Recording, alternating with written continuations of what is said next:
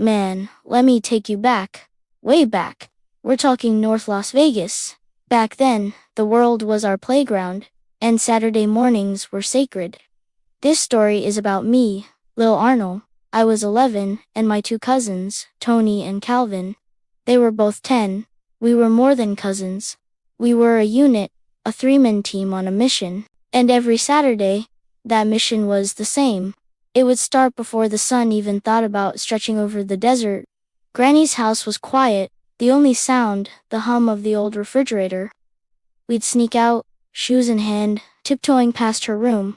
Once the front door clicked shut behind us, it was like the starting gun for our grand adventure. The air was cool and crisp, and the streets were empty. It felt like the whole world belonged to just us three. Our destination, the legendary Broadacres swap meet. The walk itself was part of the ritual. We'd talk about everything: school, cartoons, and, most importantly, our strategy. See, we weren't just going to the swap meet to look around. We were entrepreneurs. In our backpacks, we carried our treasures, a stack of baseball cards and a handful of Nintendo cartridges. The plan was simple, but brilliant. We were on the hunt for deals, for trades, for the ultimate come-up. Arriving at Broadacres was like stepping into another universe. The smell of kettle corn and grilled hot dogs hit you first. Rows and rows of vendors stretched out as far as the eye could see, selling everything from tube socks to car parts. But we navigated the maze with precision, heading straight for the collector's corner. This was our battlefield. We'd spot a vendor with a shoebox full of baseball cards and make our move. Tony was the negotiator, smooth and confident. "See this Tecmo Bowl? It's a classic," he'd say. "I'll trade you for that Ken Griffey Jr. rookie and maybe a Bo Jackson." Calvin was the expert, the authenticator. He'd inspect every card, checking the corners, the gloss, the stats on the back. "Nah, that one's got a soft corner," he'd whisper.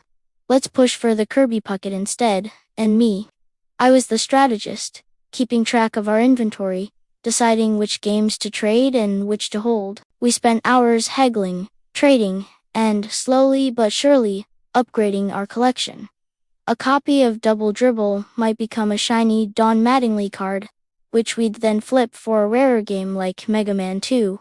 We were artists, and our canvas was the concrete floor of the swap meet. Once we felt we had maximized our haul, Phase 2 began. We'd pack up our newly acquired, high-value video games and march across the street. Our target was Mikey's video game store.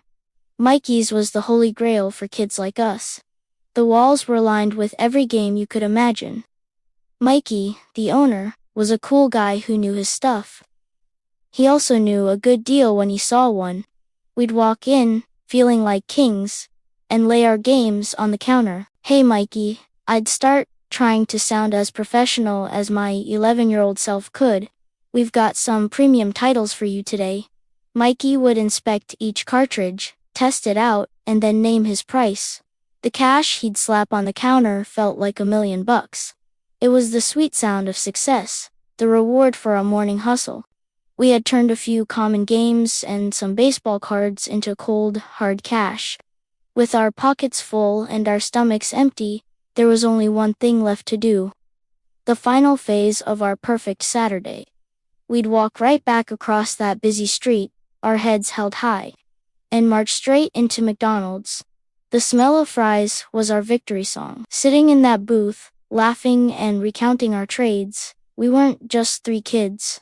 We were business partners, adventurers, and brothers, celebrating a job well done. Those were the days.